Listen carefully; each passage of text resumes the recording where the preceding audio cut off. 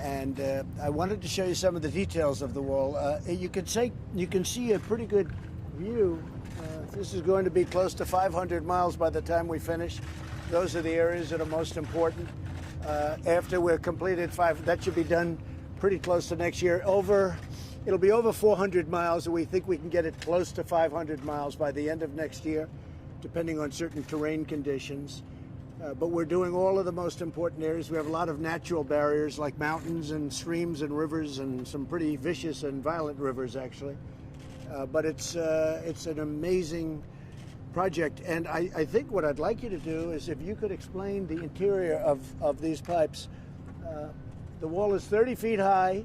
We also have 18-foot wall. We have a combination of 30 feet and 18, depending on the area, depending on the importance. Tijuana is right over here. There are thousands of people over there that had been trying to get in. Tremendous cooperation from Mexico, and the president of Mexico has been fantastic. All of Mexico has been fantastic. As you know, right now they have 27,000 soldiers.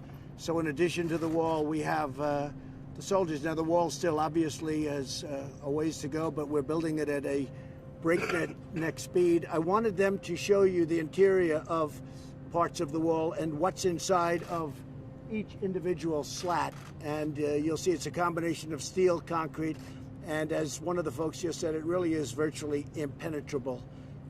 Any walls that were put up would get knocked down very quickly, very easily. This wall is not something that can be really knocked down. I guess anything can, but this is very tough. And it goes down 6 feet. It's 3 and 4 feet wide. The concrete, you see it right here, it's exposed. And I might ask General Semonite to say a few words about it. And I'd like to bring them right up, look at the inner tube to see what happens, because after the wall is up, we pour concrete, and concrete goes into the tube. And in addition to that, we have rebar. So if you think you're going to cut it with a blowtorch, that doesn't work because you hit concrete. And then if you think you're going to go through the concrete, that doesn't work because we have very powerful rebar inside. So it's a very powerful wall, the likes of which probably to this extent has not been built before. This is an area, because it's so highly trafficked, this was one of the most dangerous areas. We have a double wall. We have a wall on both sides. One is 18 feet. That's your border, and the other one is 30 feet. And everybody, if they should be able to make that, this is where people are waiting for them. It's a very powerful situation. So, General, maybe you could take over for a couple of minutes, and then I'll take it back. So, Mr. President, I want to build on your comments. This is a system. It is both the two walls, but it also is road networks down through the middle and the back so that Customs and Border can go ahead and continue to be able to move around it. Also, lighting system. And as you think about this, I mean, it really is kind of a defense in depth. When you think about these panels going up, right now we're putting in about 270 panels a day that are going in the ground. We've got over 44,000 panels that are already built. And you think about the depth of how we're doing it, without getting a lot of details, 66 miles today are already completed. There's 251 miles that are under contract going in the ground right now at 17 other sites. There's 163 miles that are actually on contracts that are going to be let in the next 90 days. And the remainder of the miles the President talked about is mainly private land. It takes a little bit longer to get. One of the things I want to just remind you about, that when you have a football field, kind of a flat area like this, it's a little bit easier to build a wall. But if you just turn around and look at the mountain behind you, one of the projects that's going to go up in the next year continues this barrier right up over the rest of that mountain. So it goes back to be able to, we've got to have this linear capability to be able to continue to provide that level of defense. We will talk, this is what the bollards look like, 30 feet high on the backside. And you'll see on the inside, there was the time before. Come on over here if you want. You can bring the cameras. It's sort of where people were worried that maybe you could negotiate through the ballard. So what the ballard is now, again, is that there are two pieces of rebar, 12 feet long, that are inside the ballard. And then when we put it up, we put concrete in. I won't tell you the depth of the concrete, but it's a pretty substantial obstacle to be able to go through. And I would defer to you, Commissioner, for anything else you want to add. Yeah, thanks, General. So a very important part of this, and that's why the President was talking about the General. Right here, what the wall gets is it gets the men and women of CBP, specifically the Border Patrol, operational capacity to get to the area where people are trying to illegally cross. before the old landing style, they could cut through that in seconds. Sometimes they could come a vehicle and just knock it over, and literally within seconds, they were into the United States illegally. This makes it almost impenetrable. Right now, they've had 4 attempts to cut through this. All 4 times it's failed. Border Patrol's been able to respond and interdict those individuals. This right here, this design, it's a game changer. And the reason we pour the concrete afterwards is because it's too heavy to lift when the concrete's poured in. So we put it up and we pour the concrete. A lot of people don't see that, but we pour the concrete afterwards. So you have the rebar, you have the steel, and then you have concrete, and it's hardened concrete, very powerful concrete.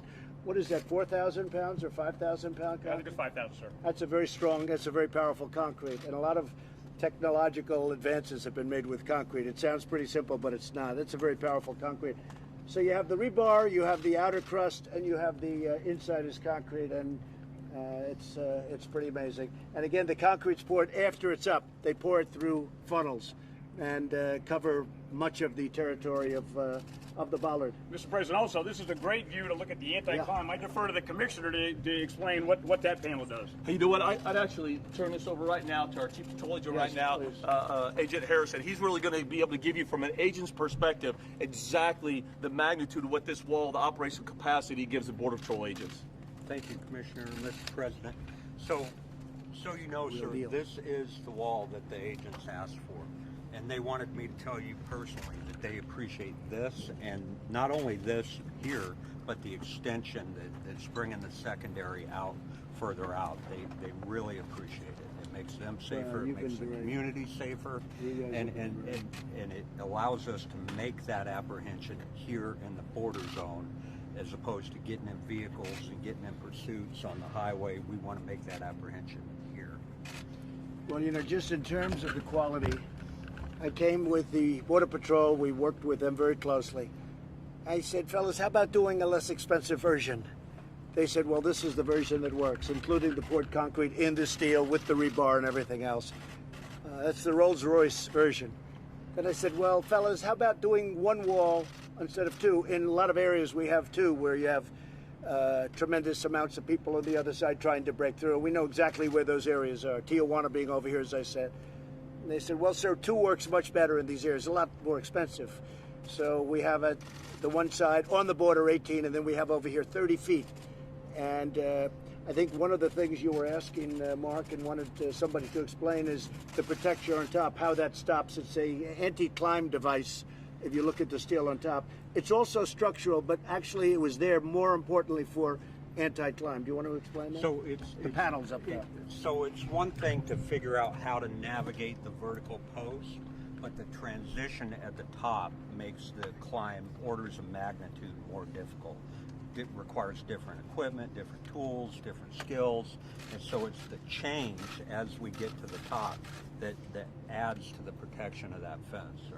And again, anything that we can do to give the Border Patrol agent even a few more seconds, a few more minutes to respond, that's a game changer. And sir, if you don't mind, I think this is important to talk about, the Chief Patrol Agent just mentioned, is that there's a false narrative out there that this wall is the president's vanity wall. I'm here to tell you right now that's false. This president, this administration, what they did is exactly what the president just explained. He reached out to the experts, to the Border Patrol agents that are on the front lines every single day, risking their lives, protecting this country, enforcing the laws that Congress enacted. He reached out to those agents, to those line agents, and asked, what do you need to do your job more effectively to secure and safeguard this country? And those Border Patrol agents said, we need this. So this president, thank you. You listened to the agents and you gave them exactly what they asked for.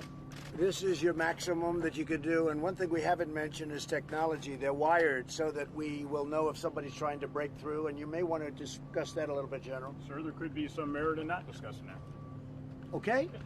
I like that. That was a great answer. I'll just tell you they're wired, okay? They're wired. It's technologically very advanced, all set up for cameras any place we want. We have all of the, everything we need, but it's all set up for cameras, for anything. You've been hearing drone technology. They're all wired out for drone technology. Anything you want, we have. And frankly, this is the right time to do it, because to do it later after it's built is very expensive. This way, it's mostly just adding wire. So we're all set up to adapt. And that's the story. We have certain areas like this where you have double walls. If you look behind, you can see how that goes up the hill. and that goes many miles in that direction, and we're starting now many miles in this direction. We also have, it all fits together like a puzzle. How many sites would you say over the next period of time will have been started construction? So probably about 35 sites at any one given point, all working. And some of the contractors, actually, if they build in 5 miles, they might be having one on one end, one on the other, and one in the middle, so they get the maximum amount of people building at the same time. So we have different bids and different contractors. This is one contractor, an excellent contractor, by the way. They're doing a really good job, but we have many contractors bidding on many different parts in different states. In Arizona, New Mexico, where I just left, we have great contractors bidding, and we're starting walls in New Mexico. The Arizona walls are moving along really well. They're really moving along rapidly, and they need them desperately. And part of the beauty, sometimes you'll see the tunneling where they go under the wall. Here, this goes down, the concrete goes down very deep. It's very hard to tunnel. You can't tunnel. It's actually dangerous, but at a certain point you hit rock, so you can't tunnel. So we have it covered underground, we have it covered overground, and this is, as I said, this is the finest you can do. I said, let's do it differently. We don't have to go 30 feet. They said, sir, if you don't go 30 feet, it won't be the same because of the climb.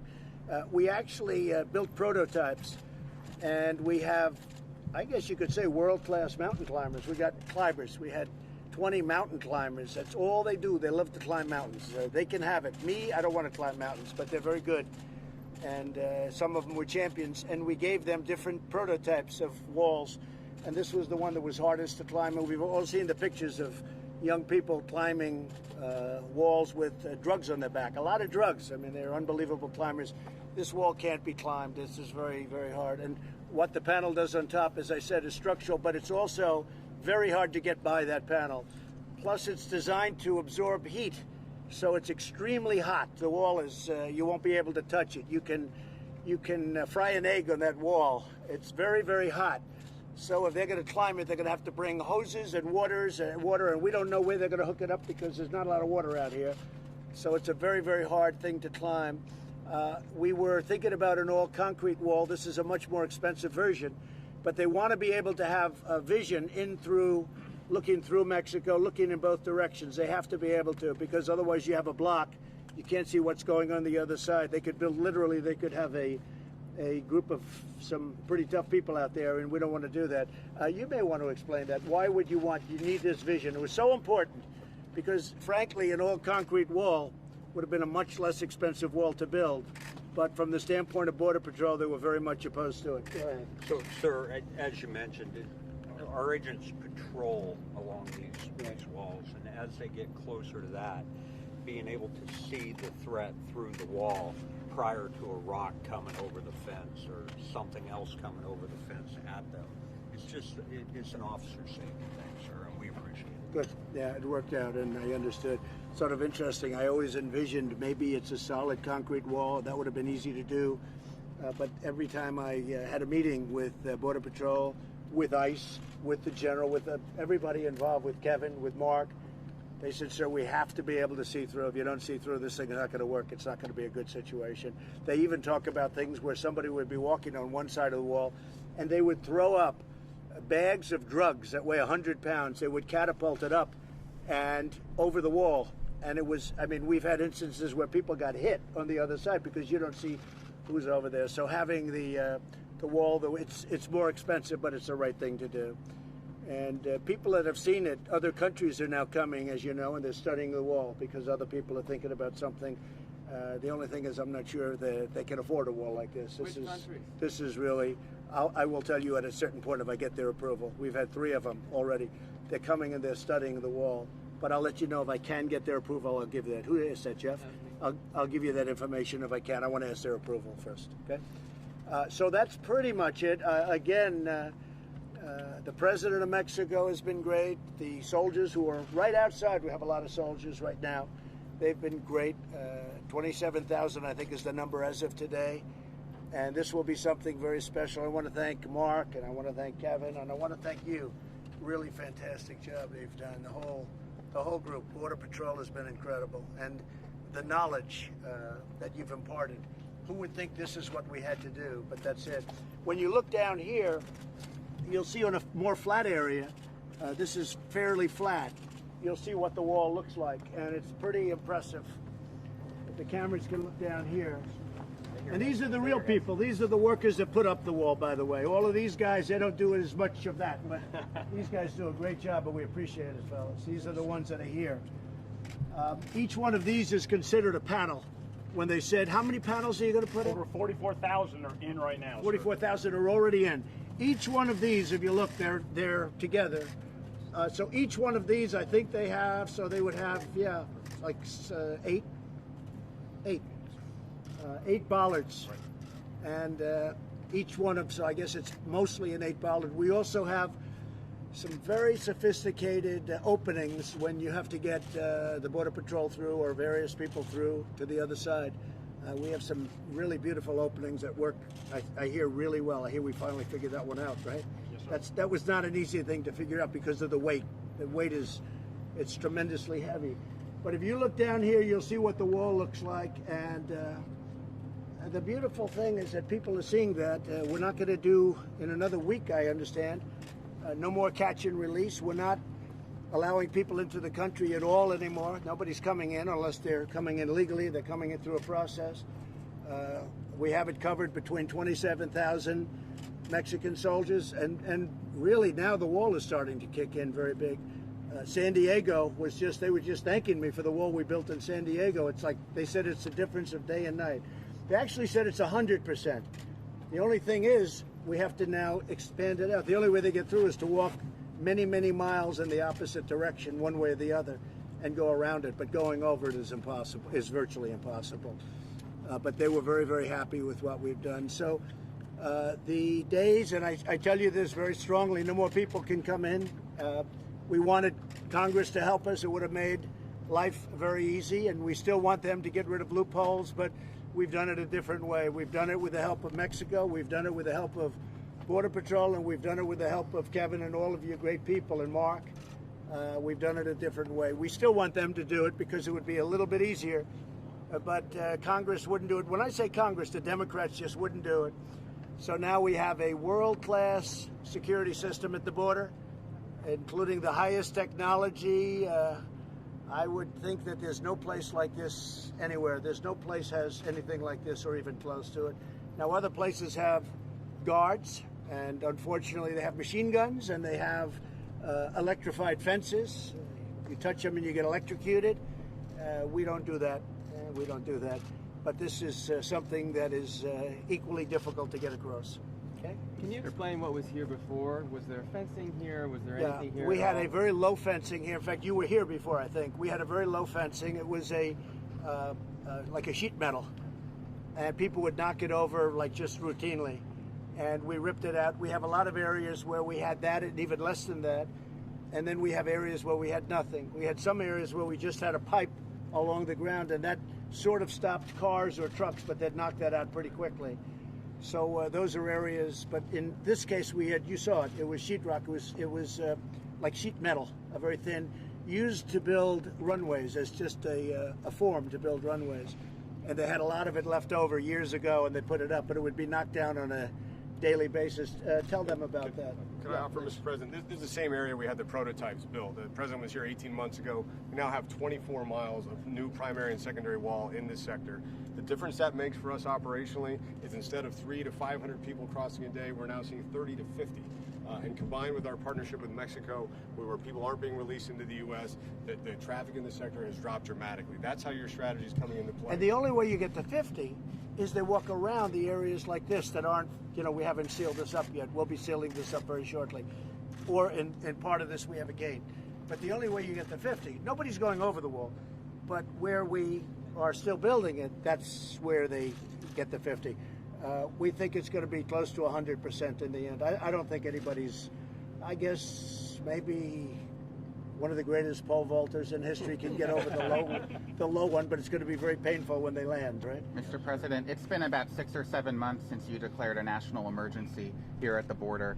Do you still consider the situation at the border, a national emergency? Yeah, sure. And how will you measure success? When will you withdraw that declaration? I think really the success is going to be when the wall's built, when human traffickers can't go through. You can understand, Phil, right here, nobody's coming through this here. They got through here, they have to go through here. and they drive. They make a left turn up here in some place where they didn't have anything, and they drive into the country and usually go unnoticed. And if they are noticed, it's a big deal. It's a big chase goes on. I think that this is certainly a tremendous national emergency because of human trafficking, drugs, and people coming in illegally. And in many cases, those people have criminal records, and we don't want them in our country. And will the troops be here indefinitely? The Mexican troops? No, any Indefinitely. U.S. troops. Well, we're lowering it down. As we build the wall, we can just about take all of the troops out and Border Patrol takes over. Border Patrol's really been taken over now anyway. People are hearing about the wall, and they're not coming up nearly as much either. You know, when you're in Guatemala, and by the way, I want to thank also Honduras, Guatemala, El Salvador, the leaders of those countries have really been working with us very strongly, and in all fairness, they weren't at the beginning, but they are now. And in a couple of cases, in all cases, ultimately, we'll be doing the Safe Third agreements. We already have them. In certain instances, we already have them, and we're talking about that. But the thing is, when people see this, and it's, you know, one of the reasons I'm doing it today, people see this and they say, hey, there's no reason to make that long journey up because we're not getting into the United States. If I could jump in, Mr. Yeah, President. So to your point, although we've had a 43% decrease from May to August of this year, we're still 55% over last year. This is still a crisis. We've still got high numbers coming. For the Mexicans who do want to come over illegally, is the administration doing anything to streamline immigration? Well, if they come over illegally, they're not going to be able to get over. So they're going to try and come in, so that if they want to try and come in, when the wall is built, it will be virtually impossible to come over illegally. And then we're able to take Border Patrol and put them at your points of entry where you need some extra help and extra protection. And we're able to do a lot of things. But the numbers now are way down. And as the wall goes up, literally as the wall goes up, the numbers go down. But also the Mexican soldiers have been incredible. They've really done a good job. But for the great Mexican citizens who want to come over legally, are we doing anything to No. streamline When the they want to come over legally, we make it absolutely, in my opinion, it'll be easier. They'll have passes. They'll have whatever we're going to sign. That's being worked on right now. And the farmers won't be hurt at all when we have, you know, as you know, we have many people coming over from Mexico and from certain other countries, and they're coming through legally or they're coming through with a work pass. And do you want to explain that, man? Sure. I mean, our neighbors from Mexico, we have 400,000 that cross the border almost every day. We have two of the busiest points of entry in the entire country right here in San Diego, San Isidro and Otay Mesa. So the border crossing cards for daily commerce, the longer term visas for employment, those are going to continue to be issued for people who follow the lawful process. You said in 2016, Mr. President, that Mexico would pay for the wall. Do you feel like you've kept that promise? Well, they're paying for 27,000 soldiers, as you know, and I am so, we are all thrilled. You know, Mexico has never done anything to impede people from pouring into our country, and now they're doing just the opposite. They've really been incredible. I also think it's good for Mexico because they're breaking up the cartels. The cartels were really a problem. If I took 5% tariff for 6 months, that pays for the entire wall. But at this moment, I don't want to do that. But if I charged a 5% tariff on Mexico with all of the cars and everything else that comes through in commerce for 6 months, that would fully pay for the wall. At this moment, I don't want to do that because I'm really happy with what Mexico's doing. Now, Mexico's doing this because they don't want to be tariffed. So you can figure that out any way you want. But if I wanted to, for a 6-month period, charge only 5%, that would pay for the wall. Is And that you'd have something money that's left still on, over. I mean, you say you don't want to do that right now, but is it still on the table? If Mexico stopped helping us, that would be immediately on the table, and that would more than pay for the wall many times over, because it would be for certainly a lot longer. But we don't want to do that now because they have been fantastic. Mexico's never done anything to impede the people from coming in, and now they're doing yeoman's work. 27,000 soldiers on today, yes. Mr. President, there's been a great deal of turmoil at the Department of Homeland Security the last several months. I don't think pretty there much has. every person leading that agency is in an acting capacity. Well, Are you being going to fired because they weren't doing jobs, and some of them were there for a long time. When will you make permanent appointments there? Yeah, I'm very nominations? happy. I can say I haven't announced it yet, but I'm very happy with many of the people there, and we'll be announcing things in the future. I mean, there were many people that were there for a long period of time, and I wasn't happy with the job they were doing. And who could be happy? They were there for many years, They weren't doing their job, and we've made some incredible replacements. And yeah, I'll be announcing permanence in But the should the American people I like, expect- you know, Phil. I like having non-permanent to a certain extent. It gives me more flexibility. I like having acting. I like the word acting because it gives me great flexibility. But at a certain period of time, we'll be making permanent. Is it unfair for the American people to expect some stability, though? In that No, I think we have agency, tremendous especially if there's a stability. national emergency. I think we have going on? tremendous. I mean, that's the way you write. But I think we have tremendous stability. I think we've never had a border. When this is completed, there won't be a border anywhere that's a border like this. And a big beneficiary, frankly, is going to be Mexico. And one of the things that is happening, and I've heard it from the top echelons of Mexico, is they're breaking up the cartels. The cartels have been a disaster, and that's a good thing for Mexico because they have their own problems. No, we have acting people, and the reason they're acting is because I'm seeing how I like them, and I'm liking a lot of them very, very much. We also have people that I've let go that have been here for many, many years and have done a bad job, and I let them go. And if you call that turmoil, I don't call it turmoil. I really don't say that's turmoil. I say that's being smart. And that's what we do.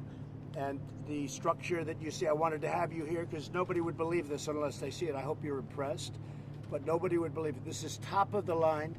And I went to the General Semonite. I said, General, can we do a less expensive version? He said, yes, sir, but it won't be good like this. And he said, this is something that you can't cut through. You can't use welders to cut it. You can't cut it down. It's the real deal. And we can do less expensive, but it won't be like this. And I think you see that. Mr. President, all to San Diego, we really appreciate it. We are dealing Made a with, big difference, right? We are dealing with a homeless issue as well. And Well, that's a different issue, and I'll be talking about that soon. But you do have a homeless issue. And in the case of San Diego, the mayor's doing the right thing. He's doing a good job. In the case of Los Angeles, it's a disaster. In the case of, if you look at San Francisco, it's a total disaster what's happening. They're going to ruin those cities. And we're going to get involved very soon on a federal basis if they don't clean up their act. One of the things we're very upset about and angry about is we're paying a lot of money to Los Angeles to build the subway system, billions and billions of dollars, and yet you have tents all over the place, and you really have a sanitary condition because this water is rushing into the ocean, and this is supposed to be stormwater. It's not supposed to be sewage, and it's turning out to be sewage. And if these Democrat liberal politicians don't straighten it out, the federal government will have to come in. We're not going to lose cities like Los Angeles, San Francisco, and others that are great cities. We're not going to allow that to happen to our cities. And we also want to take care of the people. And I'll even put the people first. Let's say we're going to take care of people, but they shouldn't be living like that. And it's destroying the city, and they're being destroyed. They're being further destroyed. But that's for a different day. It's going to be very soon, though.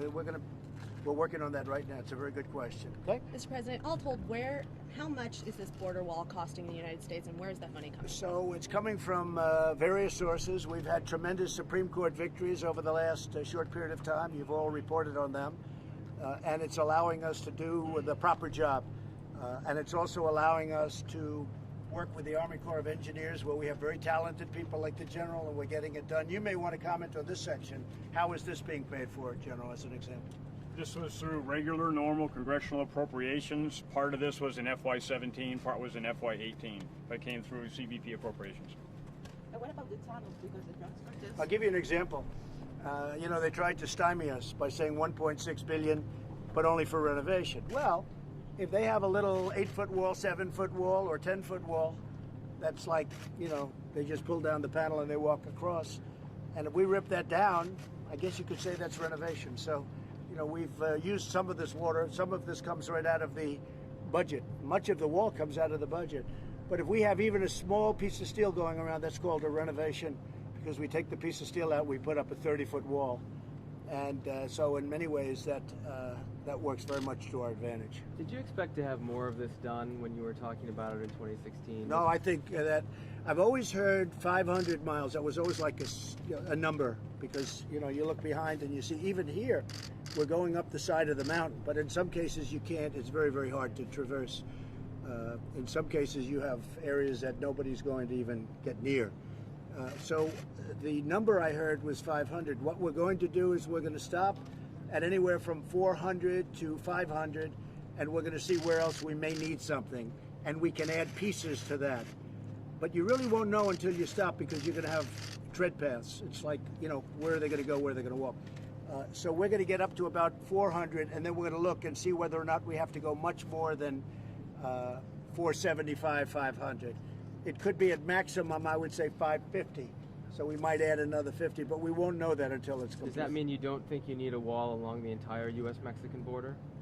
Well, you couldn't even do it because in some cases you have rapidly moving rivers, which are in many ways more effective than a wall. In some cases you have mountains, and they're very dangerous mountains, which in many cases are more effective. So you wouldn't need that. You have a little bit less than 2,000 miles, and you have 500 miles where it's really space where people can come through, and you may have a little bit extra, but about 3/4 of it is covered by natural terrain where the terrain doesn't allow people to get through. Mr. President, you said earlier that you wanted the wall to be painted black and have the spikes at the top. Why did you go against that? The general feels that we're better off letting it be a natural rust, letting it be the way it is.